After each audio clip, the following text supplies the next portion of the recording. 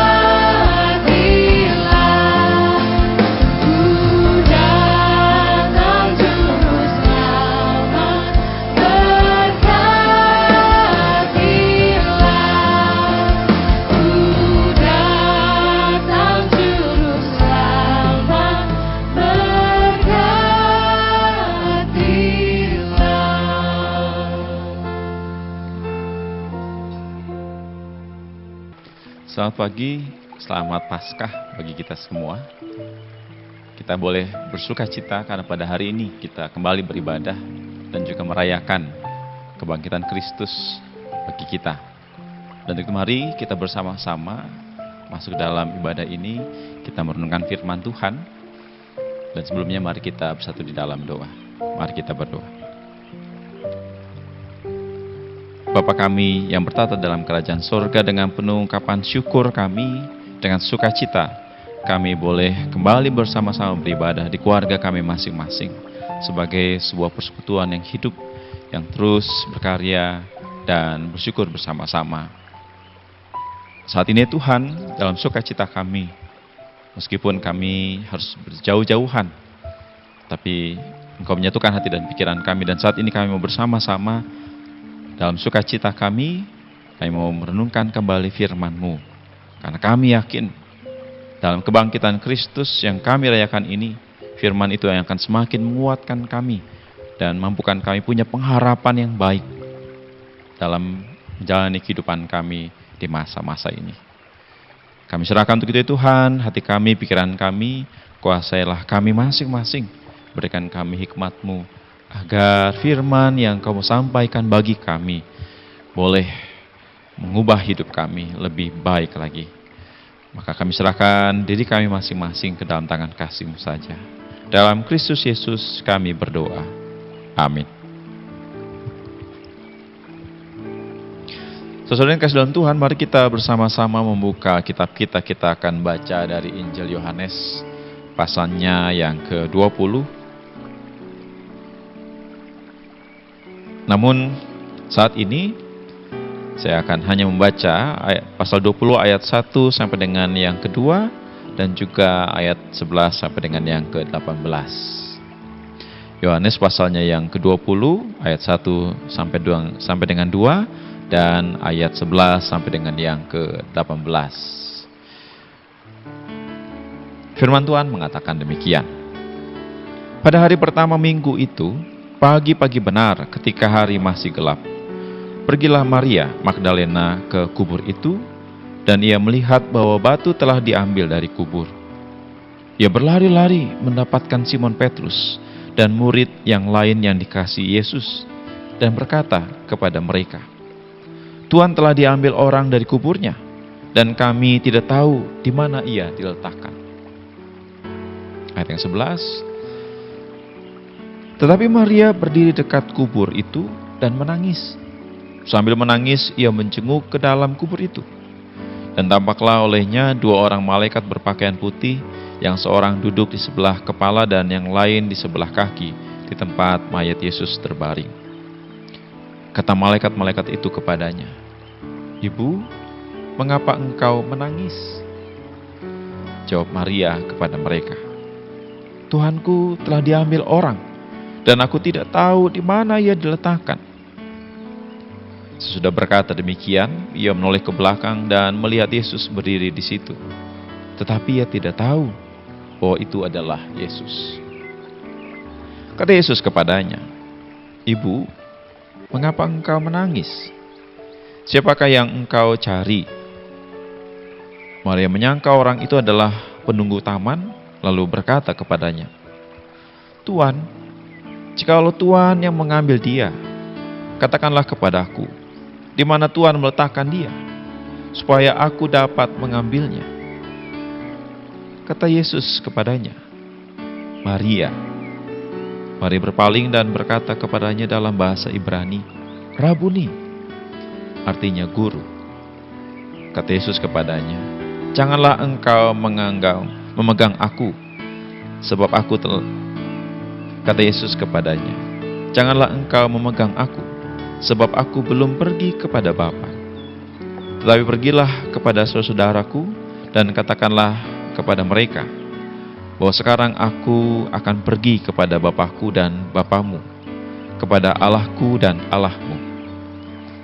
Maria Magdalena pergi dan berkata kepada murid-murid, "Aku telah melihat Tuhan," dan juga bahwa dia yang mengatakan hal-hal itu kepadanya. Saudara, demikianlah pembacaan Alkitab kita pada saat ini. Yang berbahagia adalah mereka yang mendengarkan firman Tuhan serta melihara dalam hidupnya. Haleluya.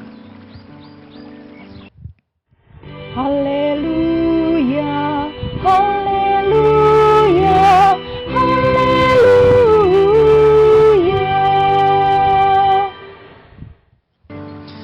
Saudara yang kasih dalam Tuhan, karena kasih orang dapat memberikan hal-hal yang indah bagi orang yang dikasihinya.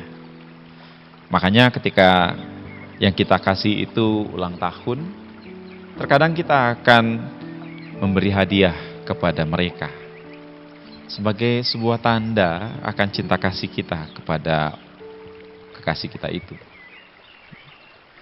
Apalagi kalau baru pacaran atau baru menikah.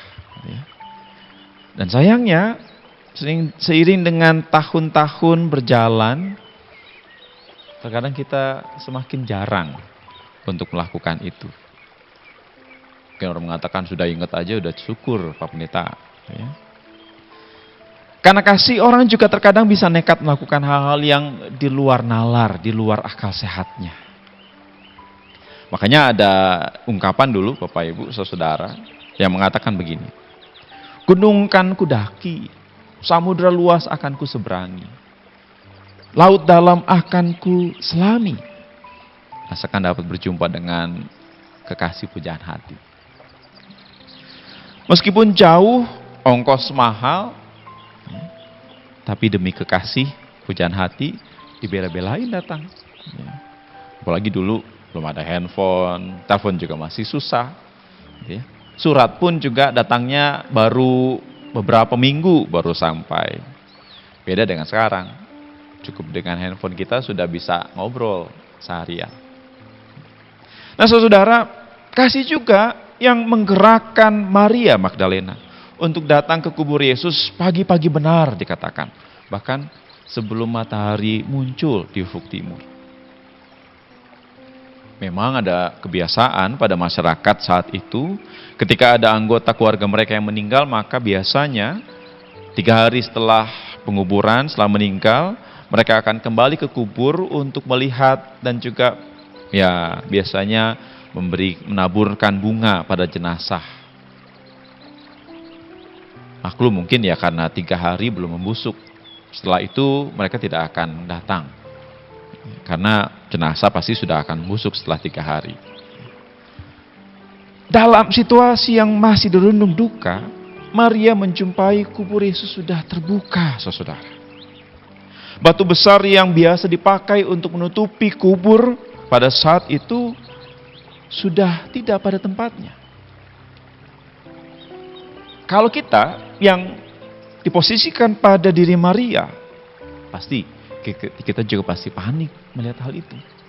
Kita pasti akan panik ketika kita mendapati batu sudah terbuka. Dan pasti kita akan berpikir bahwa ada orang yang mungkin sudah masuk ke sana membongkar kubur itu, lalu melakukan sesuatu pada tubuh Yesus. Pasti kita akan berpikir macam-macam. Ada orang jahat yang tidak puas pada saat itu. Mungkin itu juga yang ada dalam benak Maria ketika dia menjumpai kubur Yesus itu sudah terbuka. Bayangkan batu yang sangat besar yang tidak mungkin satu orang membukanya, ternyata sudah terbuka. Sehingga tanpa pikir panjang dia lari untuk memberi kabar pada murid-murid Yesus lainnya. Saudara, saya tidak mau menjelaskan lebih jauh, mengulas lebih jauh soal Simon Petrus dan murid lainnya yang setelah mendapatkan kabar itu langsung lari juga pergi ke kubur Yesus. Tidak. Saya mau fokus pada Maria. Karena menarik sekali pada diskusi yang selanjutnya. Pada percakapan antara Maria dengan malaikat dan juga dengan Yesus. Mari kita perhatikan di ayat yang ke-14 dan juga yang ke-15, Bapak Ibu Saudara. Di sana dikatakan 14 dan 15. Sesudah berkata demikian ia menoleh ke belakang dan melihat Yesus berdiri di situ, tetapi ia tidak tahu bahwa itu adalah Yesus. Kata Yesus kepadanya, "Ibu, mengapa engkau menangis? Siapakah yang engkau cari?" Maria menyangka orang itu adalah penunggu taman. Lalu berkata kepadanya, "Tuan, jikalau Tuan yang mengambil dia, katakanlah kepadaku, di mana Tuan meletakkan dia, supaya aku dapat mengambilnya." Saudara, Maria sebenarnya melihat Yesus. Kalau tadi dalam teks tadi ya yang kita baca tadi, Maria melihat Yesus. Bahkan Yesus juga bertanya, bukankah, "Ibu, mengapa engkau menangis?" Bukankah Maria adalah salah seorang pengikut setia Yesus yang kemana Yesus pergi dia seringkali ikut bersamanya. Seharusnya dia mampu mengenali Yesus yang sudah bangkit itu. Seharusnya dia mampu mengenali wajah, suara, gestur tubuh Yesus. Pasti harusnya dia mengenali. Tapi jawab Maria apa? Justru dia dari jawabannya itu mengungkapkan bahwa dia tidak kenal dengan Yesus. "Tuhan, jika Tuhan yang mengambil dia," dan seterusnya itu. Kasih yang ada dalam diri Maria saat itu ternyata sedang dibutakan, saudara. Sedang dibutakan oleh kesedihan. Tangis membutakan Maria pada saat itu, sehingga membuat dia tidak mampu mengenal Yesus yang sudah bangkit. Yesus yang dikasihnya itu. Dalam peristiwa duka cita yang menimpa kita, saya mau bertanya Bapak Ibu, kenapa Bapak Ibu menangis? Karena saya yakin kita semua pasti pernah mengalami duka cita itu. Tapi kenapa kita menangis? Mungkin ada yang menjawab, ya karena rasa kehilangan Pak Pendeta. Karena merasakan kehilangan. Mungkin ada yang menjawab itu ya. Ya memang benar Bapak Ibu. Kita menangis karena kita kehilangan orang yang kita kasih itu. Tapi ternyata seringkali kita menangis sebenarnya karena rasa egoistis kita masing-masing. Sebenarnya sebagian besar karena egois kita. Yang kita pikirkan dalam diri kita ketika kita kehilangan itu adalah yaitu rasa kesepian kita masing-masing. Kehilangan kita, rasa ditinggalkan sendiri, rasa kesusahan kita menjalani hidup seorang diri tanpa orang yang sudah meninggalkan kita itu. Jadi sebenarnya saudara, yang kita tangisi adalah diri kita sendiri sebenarnya. Wajarkah seperti itu? Wajar, saudara, wajar. Wajar sekali. Dan tidak akan pernah kita bisa hindarkan. Justru kalau Bapak Ibu, saudara tidak merasa sedih, tidak menangis, maka pergi, cari pendeta, datang ke pendeta, cari psikiater untuk bisa konseling. Karena pasti ada sesuatu dalam diri kita. Ketika kita kehilangan justru kita tidak menangis, tidak bersedih. Makanya tadi saya katakan, wajar kita bersedih.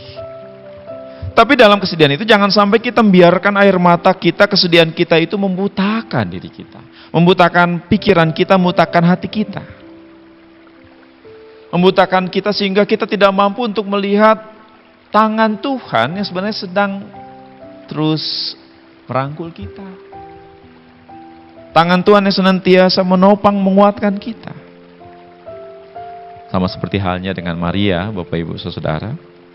Kasih yang ada dalam dirinya itu dibutakan. Bahkan mungkin kasih itu membuat dirinya juga menjadi buta. Karena kasih membuat dia sangat bersedih hati luar biasa. Sehingga pada akhirnya membuat pandangannya tertutup. Membuat dia tidak mampu mengenali Yesus yang ada di depannya, yang bercakap-cakap dengan dirinya saat itu. Membuat pandangan matanya, pandangan hati dan pikirannya itu hanya justru tertuju pada kubur yang kosong itu. Padahal Yesus sudah bangkit dan ada di hadapannya. Itulah sebabnya, saudara, dalam setiap peristiwa duka, firman Tuhan selalu mengingatkan kepada kita bahwa seharusnya kita menatap ke depan. Kita menatap ke depan pada kehidupan yang masih terbentang di depan sana. Bersama dengan orang-orang yang masih hidup di sekitar kita. Bersama dengan kita. Firman Tuhan justru senantiasa mengingatkan kita bukan untuk senantiasa melihat pada kubur. Bukan, tapi pada kehidupan. Karena orang yang sudah mati, yang meninggalkan kita, bukankah mereka sudah berada dalam hidup yang lebih baik? Berada dalam hidup yang penuh dengan sukacita bersama dengan Bapa di sorga.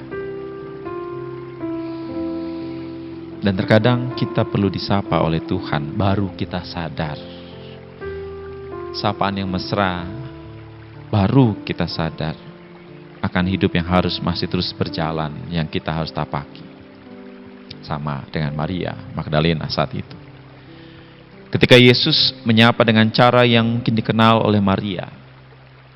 Ketika Yesus memanggil namanya dengan cara yang ia kenal, ia baru sadar.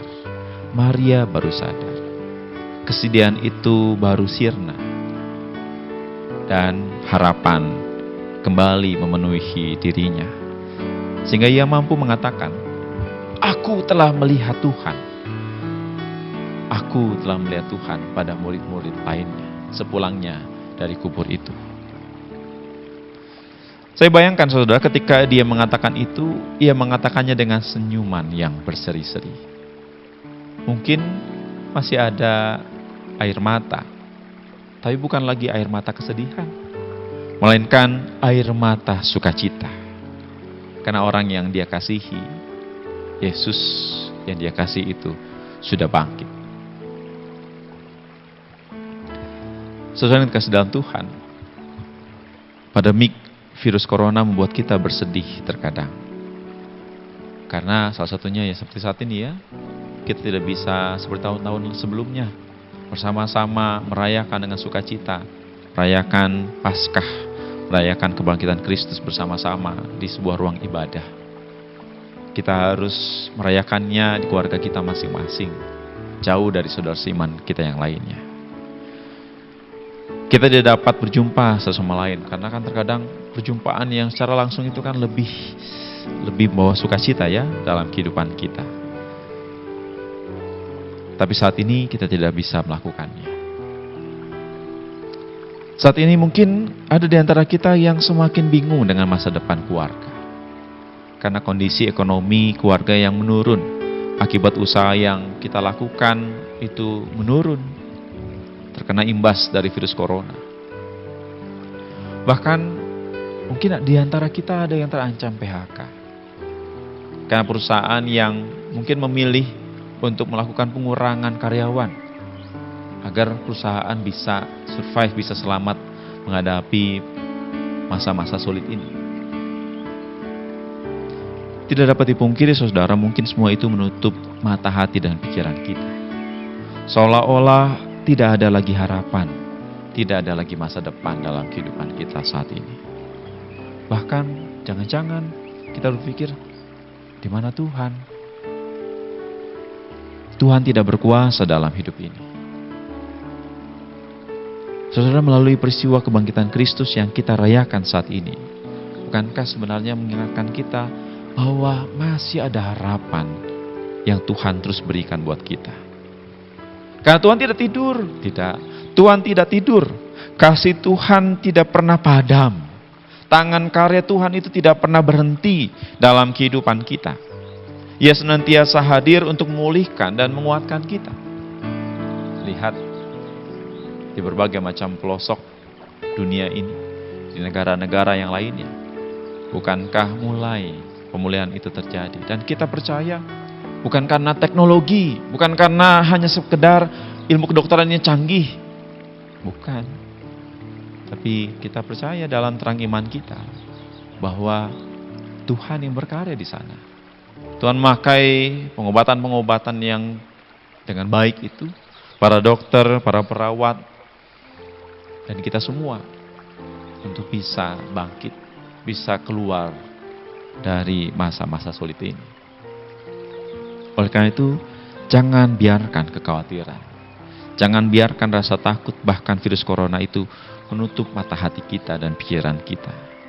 Terutama menutup kasih kita kepada Tuhan dan juga kepada sesama kita. Justru mari arahkan pandangan yang penuh dengan pengharapan hanya pada Kristus, hanya pada Yesus Sang Juru Selamat kita yang saat ini kita rayakan kebangkitannya. Kristus yang sudah bangkit, menang melawan dosa, menang melawan kematian. Dan mari kita wujudkan rasa ungkapan syukur kita itu dengan saling berbagi sebagai perwujudan kasih kita kepada sesama kita dan juga kepada Tuhan dalam kehidupan kita ini. Hanya dengan itu saudara, hanya dengan itu kita semua akan mampu melewati masa-masa sulit ini. Kita akan mampu melewati masa-masa sulit ini dengan itu. Jadi selamat merayakan kebangkitan Kristus. Selamat merayakan dan teruslah berkarya dan berbagi kasih kepada orang-orang sekitar kita. Tuhan bangkit. Amin.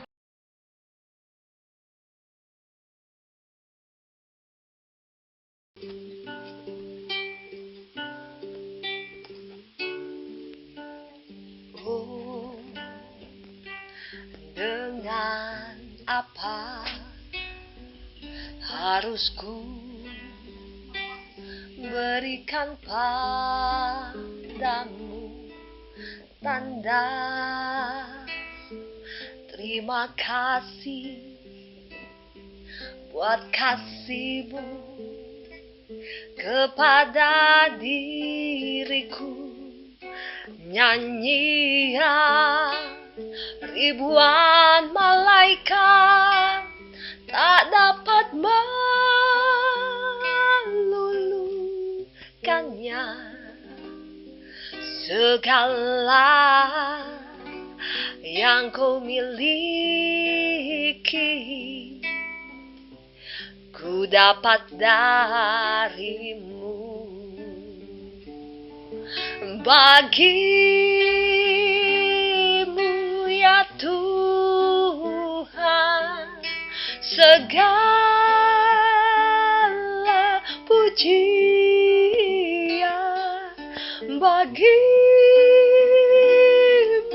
ya Tuhan, sebab kasih sayangmu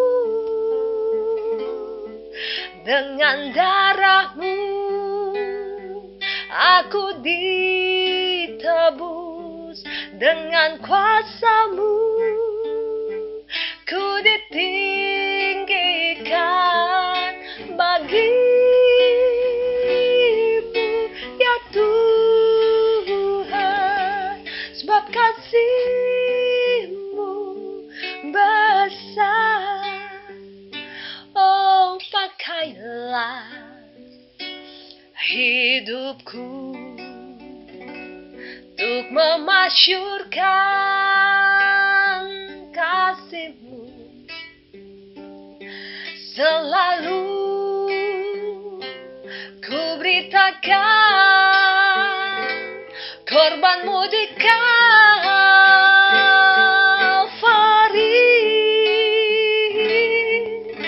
bagimu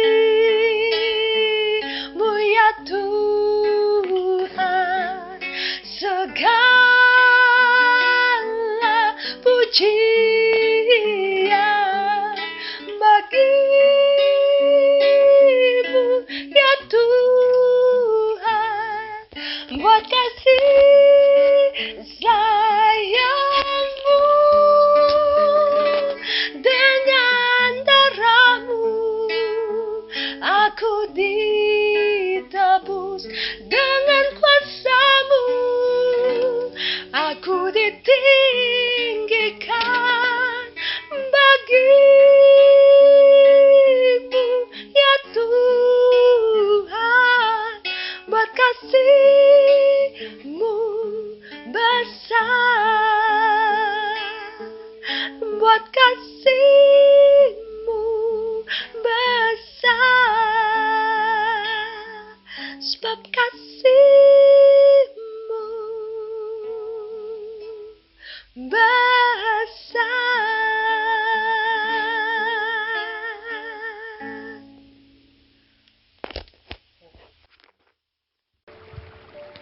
Saudara yang dalam Tuhan, mari kita menaikkan doa syafaat kita kepada Tuhan dan akan kita akhiri dengan mengucapkan doa Bapa kami bersama-sama. Mari kita berdoa.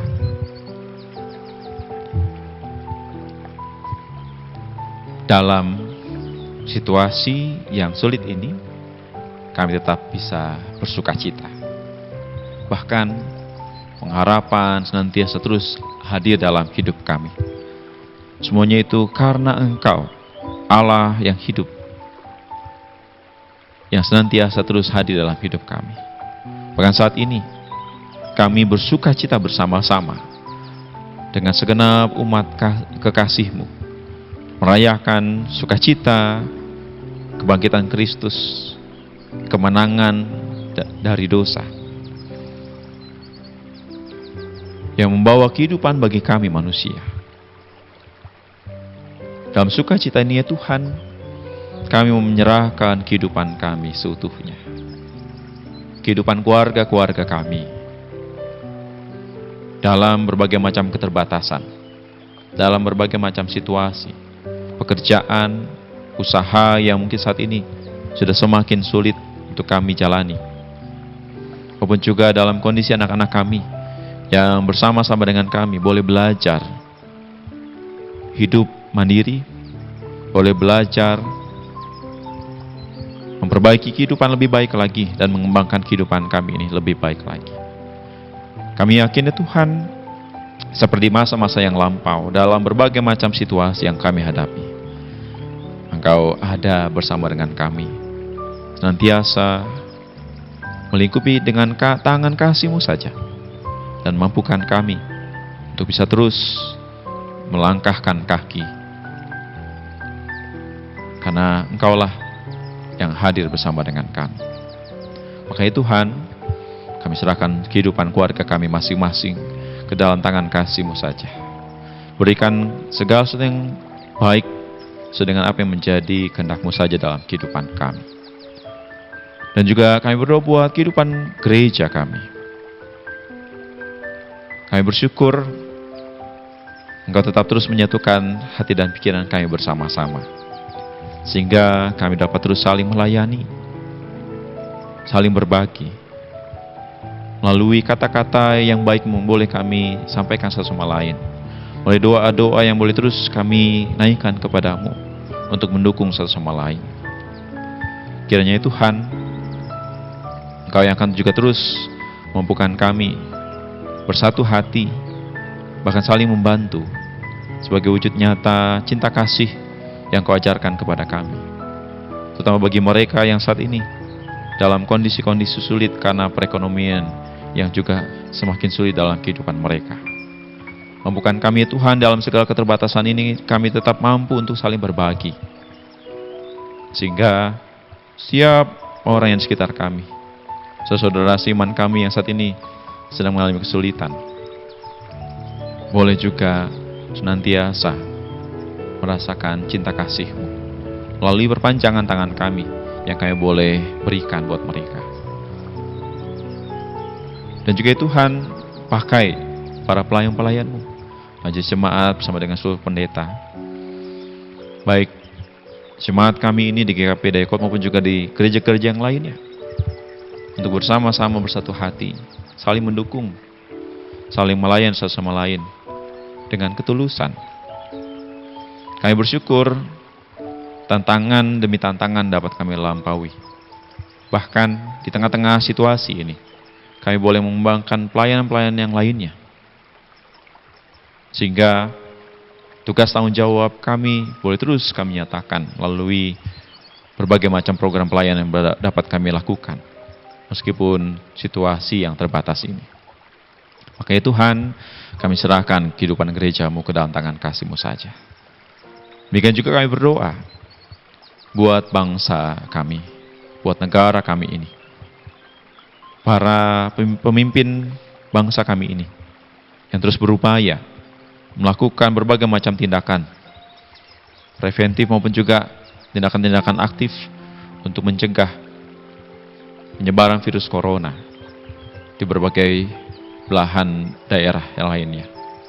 Berkati mereka semua Tuhan, berikan mereka hikmat agar benar-benar mereka boleh melakukan tindakan-tindakan yang tepat.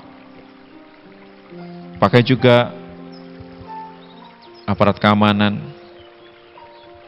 untuk bisa menolong situasi ini, dan terutama para dokter dan para perawat, para petugas pendukung medis yang lainnya yang ada di rumah sakit, puskesmas.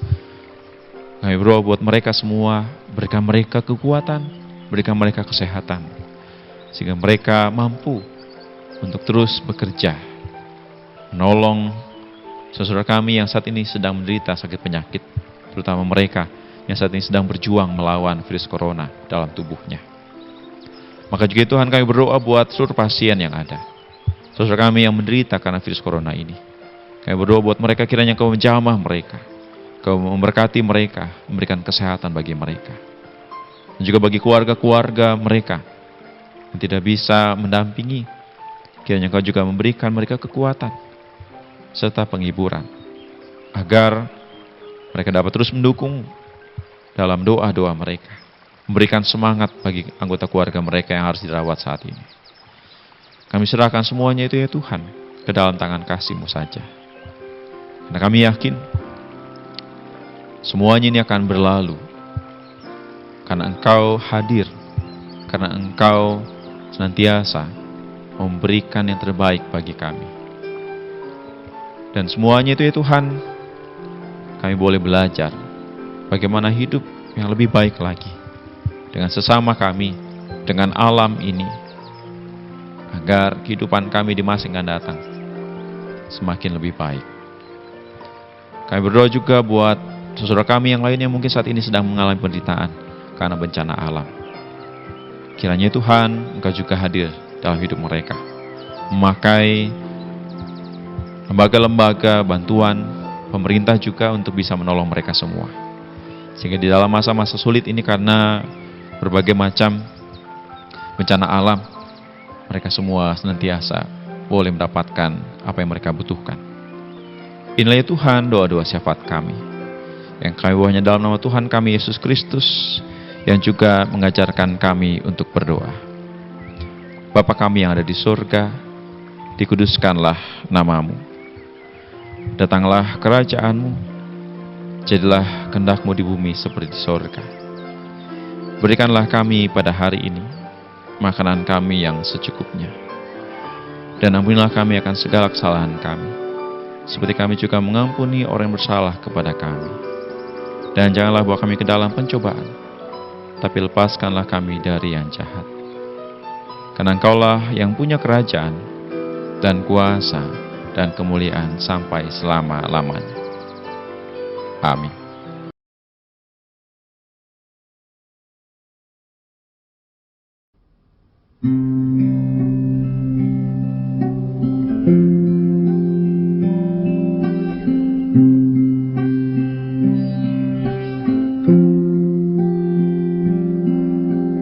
Mulai dari diri sendiri untuk melakukan yang terbaik. Ku mulai dari diri sendiri, hidup jujur dengan hikmat Tuhanku.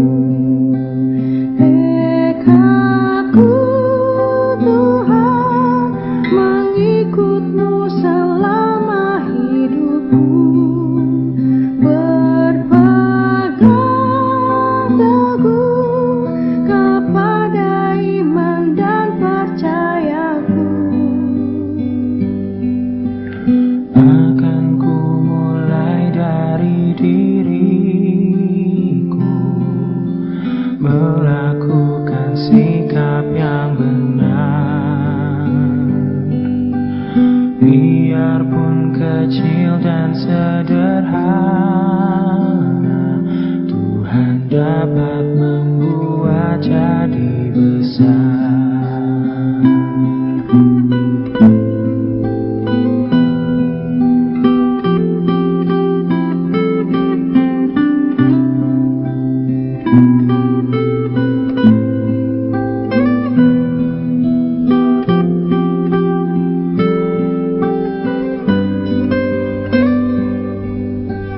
Ku mulai dari keluargaku,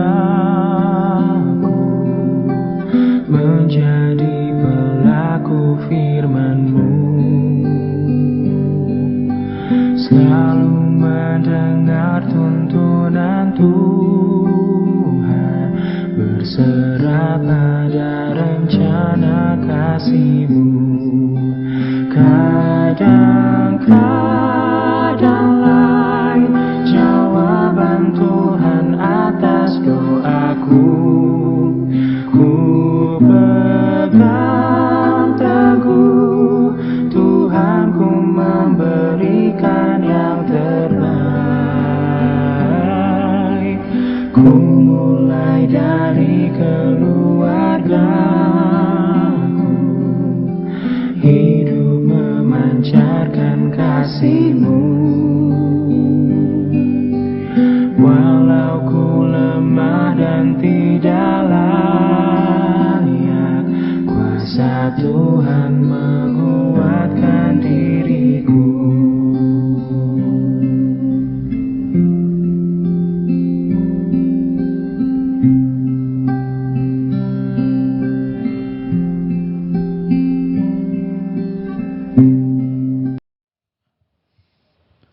Saudara yang kasih dalam Tuhan, mari kita melanjutkan kehidupan kita dalam tugas panggilan kita masing-masing, dalam sukacita akan kebangkitan Kristus dalam kehidupan kita. Dan biarlah pengharapan akan penyertaan Tuhan senantiasa terus menguatkan kita juga di hari-hari ke depan. Untuk itu terimalah berkat dari Tuhan. Semoga Allah sumber pengharapan memenuhi kamu dengan segala sukacita dan damai sejahtera dalam iman kamu, supaya oleh kekuatan Roh Kudus kamu berlimpah-limpah dalam pengharapan. Haleluya. Amin.